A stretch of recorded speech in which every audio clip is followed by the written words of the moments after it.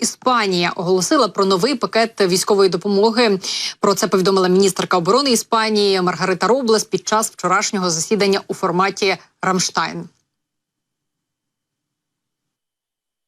Нова військова підтримка включає другу партію бойових танків «Леопард», боєприпаси, зокрема 155-мм калібру, нову партію зенітних ракет до ППО «Патріот», системи боротьби з безпілотниками, оптико-електронні системи спостереження та інше. Друга партія танків «Леопард» має прибути в Україну наприкінці червня. Зауважу, що під час цього 22-го засідання «Рамштайн» керівник Пентагону Ллойд Остін також підкреслював, що допомога для України матиме систематичний характер та надходитиме в Україну тиждень за тижнем. І, що головне, на мою думку, він підкреслив, що українські сили оборони вже отримали деяке пріоритетне озброєння, а ще більше допомоги в дорозі. Зокрема, йдеться про снаряди для систем ППО «Насамс» і «Патріот», також про РСЗВ «Хаймарс» і снаряди для них, а також про бронетехніку. Ти знаєш, це дійсно правда, тому що, окрім того, що ми вже отримали, і те, що нам обіцяють партнери, Ллойд Остін заявив про те, що буде додатковий ще один пакет військової допомоги, зовсім скоро ухвалений для України. Про попередні пакети, що вже було. Те, про що нагадав Ллойд Остін під час 22-го Рамштайну, це пакет допомоги на суму в $400 мільйонів. Це один з найменших ось цих пакетів допомоги, який виділений в рамках допомоги в $61 мільярд. До цього був пакет допомоги на $1 мільярд, і вже після цих $400 мільйонів також був ухвалений величезний пакет допомоги від Сполучених Штатів на суму у $6 мільярдів.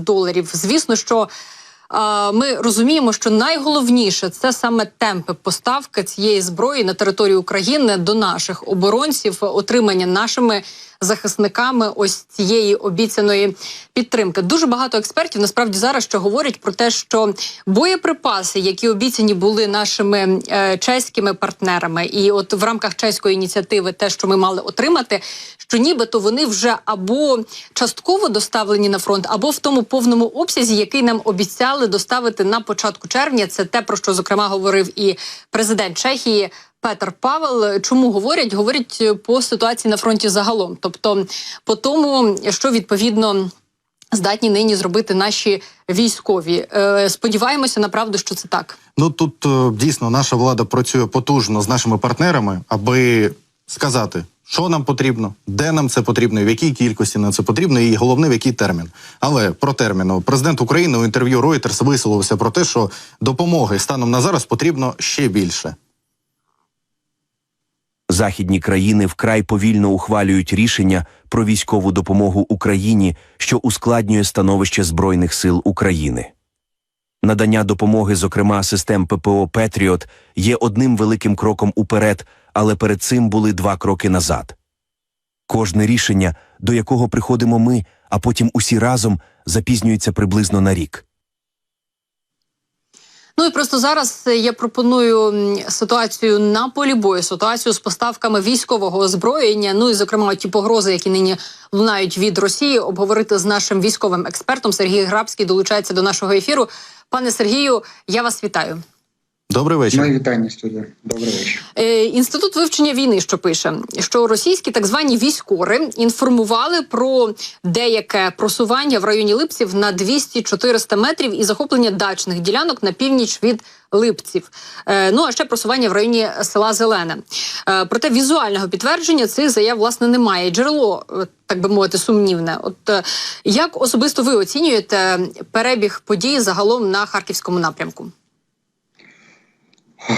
Ви знаєте, те, що можна сказати про Харківський напрямок, про цей самий напрямок, то там ми бачимо досить успішні дії наших сил оборони, які зупинили противника, по факту майже практично зупинили противника в полосі забезпечення. Я розумію, що було дуже багато повідомлень щодо того, що противник вклинився в нашу територію, але давайте не забувати, які цілі він ставив перед собою, діючи тим визначеним контингентом сил та засобів, а саме створити буферну зону. Це йому не вдалося. Є вклинення в нашу територію, але не більше. Немає буферної або санітарної зони. І друге, відволікання наших оперативних резервів для того, щоб дати можливість військам противника на інших напрямках здійснювати наступальні акції.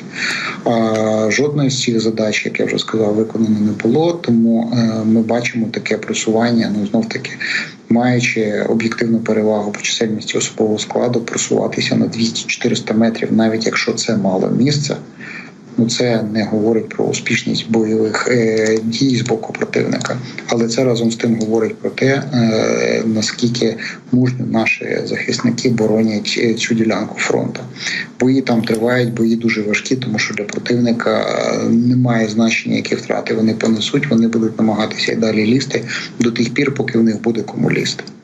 Тому на найближчі дні така напружена ситуація буде зберігатися на цій ділянці фронту, і наші війська будуть продовжувати наносити удари. Самі розумієте, що противник так само усвідомлює, що вікно можливостей, коли він може планувати якісь наступальні дії, для нього закривається, і ви про це тільки що говорили. Це стосується і боєприпасів, це стосується і бойової техніки, і темпів поставки.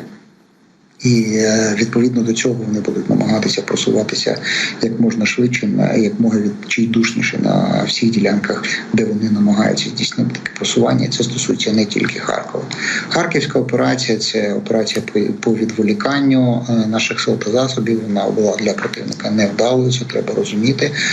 Але бої там тривають.